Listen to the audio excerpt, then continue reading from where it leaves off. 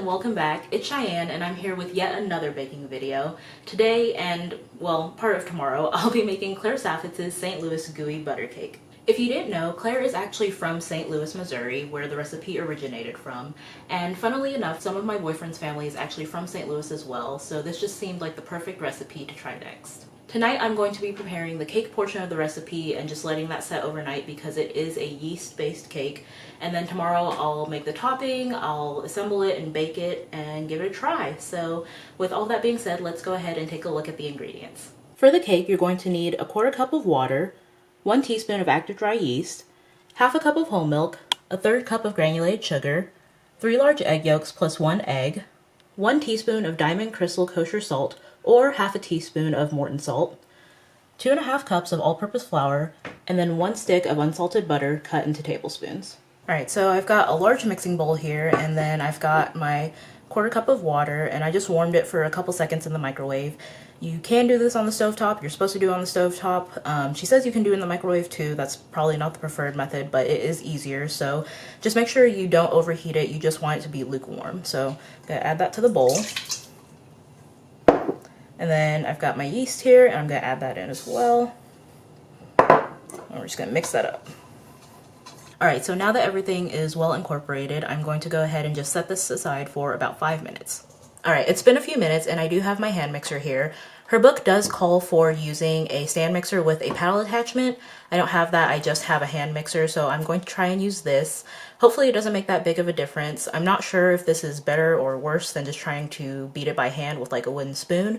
But because the book does call for using both low and medium speed, I decided to go with this. So I am going to go ahead and add my sugar, milk, egg yolks and egg, salt, and then 2 cups of flour. So there's 1 and there's about 2.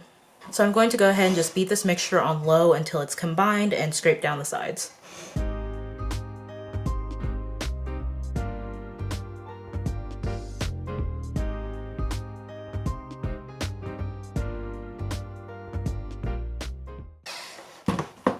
So it's looking pretty smooth and thick, and I don't know if you can tell, but it was kind of a struggle using this. That's probably why she wants you to use the paddle attachment, just because with how thick the batter is, everything keeps getting caught in here and it's not really doing a good job of mixing effectively. I think it'll turn out fine, but just so you know, if you do have a paddle attachment, be sure to use that. So now I'm going to go ahead and add in my butter, and I'm just going to add it in 1 piece at a time and beat after every incorporation.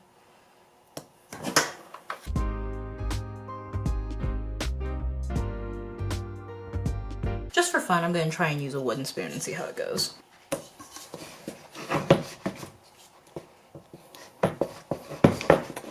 Oh no, this is an arm, I can't do this. This is a major arm workout. Okay, well that was a fun experiment. Back to the hand mixer we go.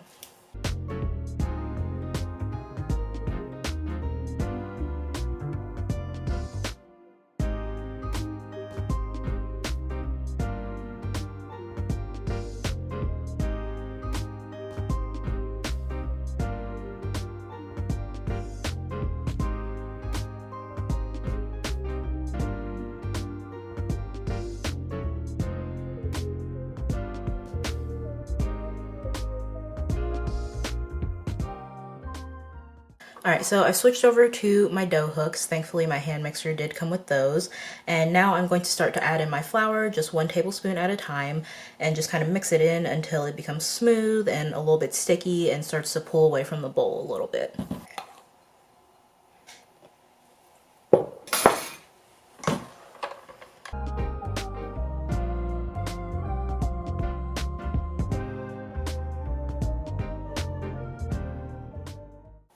Alright, so as you can see, the dough is looking pretty good. It's definitely very sticky and it has started to pull away from the bowl and it's looking pretty smooth. So I think this is the end point. Now that we're done mixing, I'm going to take some cling wrap and I'm just going to cover this and then let it rise.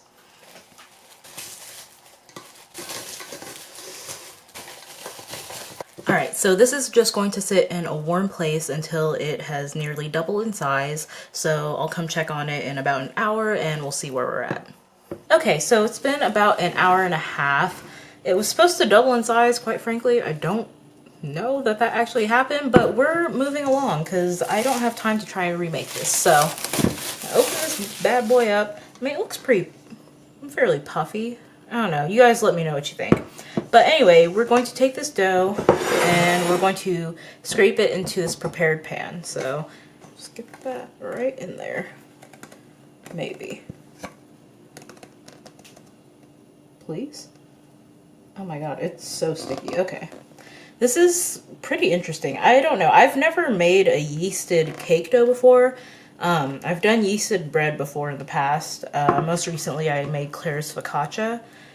But I've never made cake dough, or cake batter, I guess, with yeast. So definitely a new experience, and I'm eager to see how this turns out. So I'm just gonna scrape all of this in here and then smooth it out to the edges of the pan.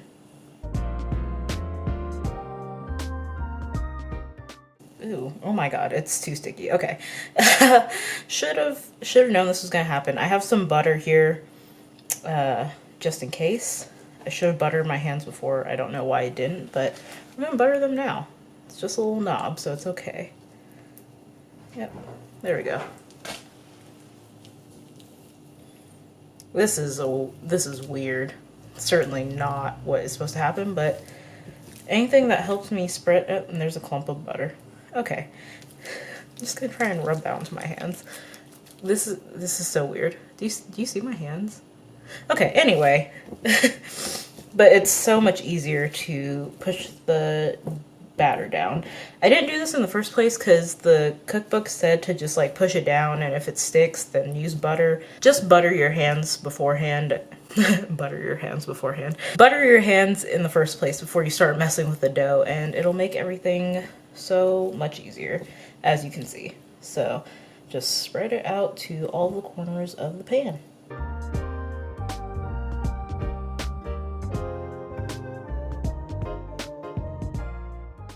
Okay, so that looks pretty good to me. It's pretty evenly spread out into all of the corners of the pan. So now I think I just need to cover it and then let it set for the next 8 to 12 hours. Before that though, I need to mark the starting edge of the dough so I can see how much it rises by tomorrow. So I've got some tape here. It's some gold washi tape because I like to bullet journal, and I'm going to use that. Alright, finally managed to grab a piece. And I'm just going to put it right, that's about right. We'll just slap it there. That's good enough. That's like the average. And so I'll use that top line as kind of like a measurement of where the dough started. And then tomorrow I'll see how much it rises. Hello and welcome back to day 2 of making Claire Saffitz's St. Louis Gooey butter cake. I have pulled the cake out of the fridge, and quite frankly, it doesn't look like it's risen very much. Let me show you. So there's my tape line, and yeah, it's about the same. So that's pretty disappointing. I am starting to wonder if there is something wrong with my yeast or if I didn't proof it properly, because quite frankly, on the first rise, it didn't rise that much either. So I don't know, but I don't have the time or the resources to remake this, so we're going to push on ahead. Later on in her instructions, she does mention letting it sit for a little bit longer if it hasn't risen properly, so we'll get there when we get there and we'll see what happens. But for now, let's take a look at the ingredients for day 2. So we've got a 1/4 cup of heavy cream at room temperature, 2 tablespoons of light corn syrup, 1 tablespoon of vanilla extract, 10 tablespoons of unsalted butter at room temperature, 1 cup of granulated sugar, and then a 1/4 cup of light brown sugar, 1 teaspoon of Diamond Crystal kosher salt or 1/2 teaspoon of Morton salt, 1 egg at room temperature, and then 1 cup of all-purpose flour. So in the small bowl, we are going to go ahead and mix together the heavy cream, the corn syrup, and the vanilla. Just gonna mix that all together. Okay, so to this bowl, we're going to add the butter,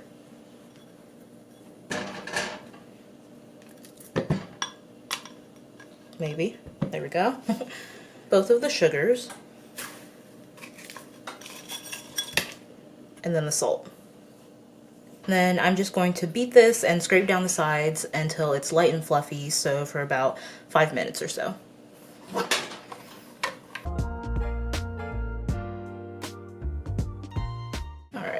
that is looking pretty good to me. So now I am going to go ahead and throw in my egg. And try not to get any shell in it. Oh no! Okay, got it. And I'm gonna beat this until just combined. Alright, so now I'm going to go ahead and add in half of the flour, all of the cream mixture, and then the other half of the flour.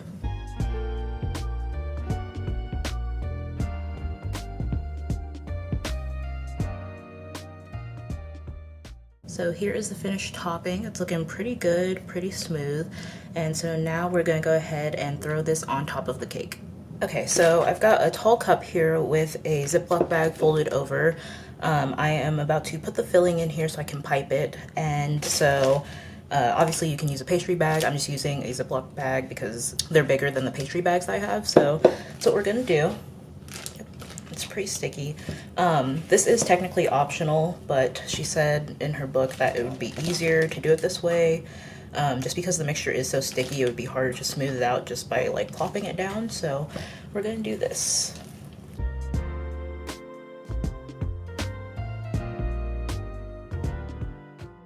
Okay.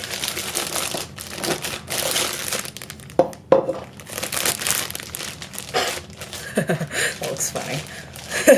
Okay, I'm gonna close this now.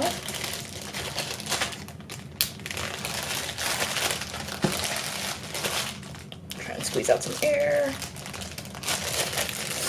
And then just push it down towards the tip. Ooh, you know what? I have a bench scraper. Although this might rip the bag, I don't know. I'll just be gentle. Alright, that's good enough. Alright, so we've got our cake from the fridge. Again, don't know if it's risen properly, but we're, you know, it's fine. And so I'm gonna take my piping bag and cut off the tip. And she said to just pipe it across, so let's do that. Whoa. I may have cut the tip too wide. I don't know, we'll see. Oh, there's some brown sugar.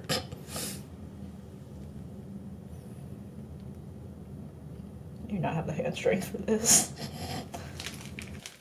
Alright, it's fine. We're just gonna... Clearly I went a little too heavy-handed at the beginning because I'm almost out. That's okay, we'll just spread it across.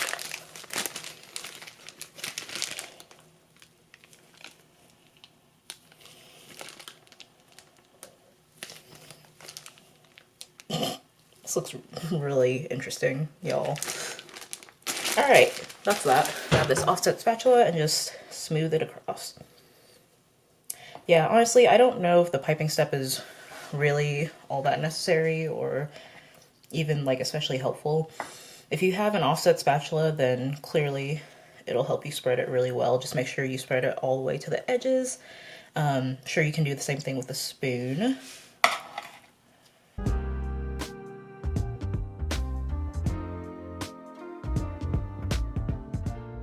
Right, this is looking pretty darn good if I do say so myself. Very pleased with the results. Oops, I'm gonna cover that little hole up. And I'm gonna stop before I ruin it. So yeah, I don't know guys, it's looking pretty good. Okay, so at this point Claire says that if your cake didn't end up rising to 1.5 times the height, then you can just cover it and let it sit at room temperature until it does rise.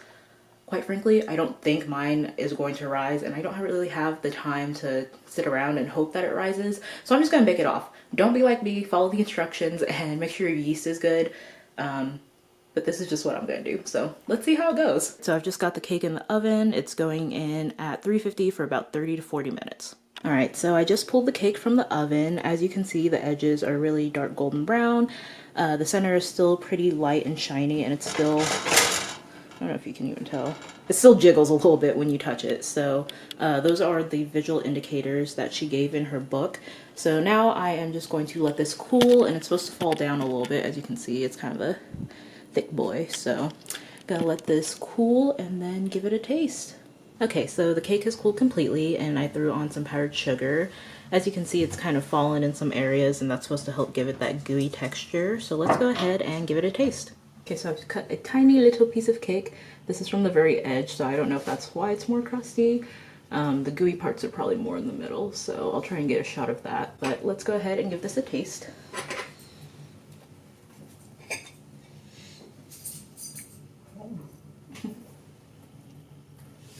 It's really good though.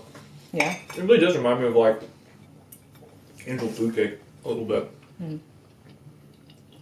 That's interesting. Or like pineapple upside down cake. It's really good. It's not too sweet. At least this part is, because I don't think there's enough topping on this section. But the part that is there is like really like chewy and so good. And then as you can see, maybe my yeast is working. I honestly don't know. So you can tell by the air bubbles and everything, it does look like the yeasted dough worked a little bit. I don't know, but it tastes pretty good. And so I'm gonna cut out a section more towards the middle and we'll see what that looks like. All right, so for reference, this is what it's supposed to look like. Obviously Claire made that herself, so it's perfect. But I did cut into one of the more center pieces and I got a piece with some more toppings. So let's try this one. I think this should be even better.